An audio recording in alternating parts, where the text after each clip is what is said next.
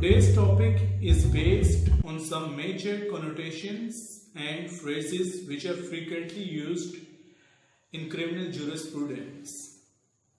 The first phrase or connotation is reasonable grounds. In PLD 1968 Supreme Court page 349, the title of the case is Chaudhry Abdul Malik versus the state. The Honorable Supreme Court of Pakistan defined the connotation of the phrase reasonable grounds in such a words. Reasonable grounds mean which appeal, attract or assail to a reasonable or prudent man. It is necessary to be remembered, suspicion, howsoever strong or grave may be, but cannot take place of reasonable grounds.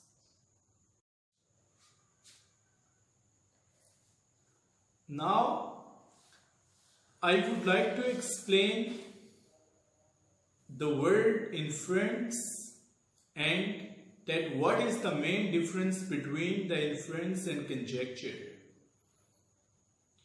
The Honorable Supreme Court of Pakistan clarified in 2018 SCMR page 1590 that conjectures, surmises and speculations have no place in criminal jurisprudence, but inference plays a vital role in deciding a criminal case, and the meaning of inference is logical deduction from the facts and circumstances of the case placed before the court.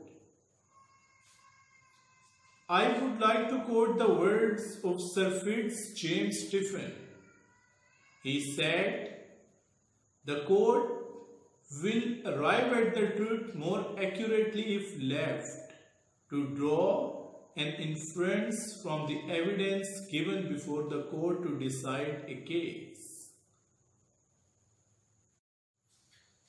The main difference between inference and conjecture is that inference is always drawn from the evidence given before the court to decide a case, but conjecture is always based out of the evidence which is placed before the court to decide the certain case.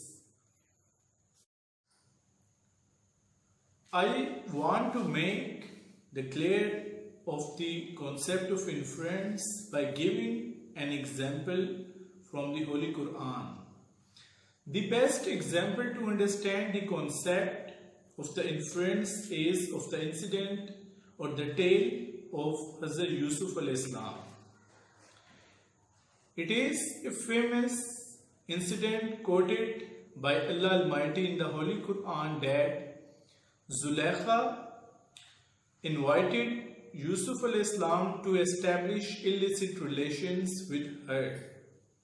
But Yusuf al-Islam rejected her offer. When he ran towards the doors, Zulaikha held the shirt of Yusuf al-Islam and the shirt was torn from the backside.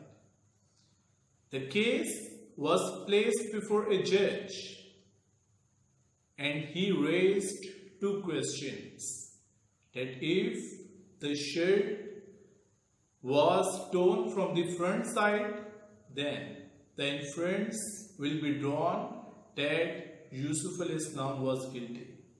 But if the shirt was torn from the back side, then Zulaikha would be guilty. When the shirt was placed before the judge, the shirt was torn from the back side. From this aspect of the case, that when the judge observed that the shirt was torn from the back side, he inferred that the plea taken by Yusuf al-Islam was correct and he was acquitted.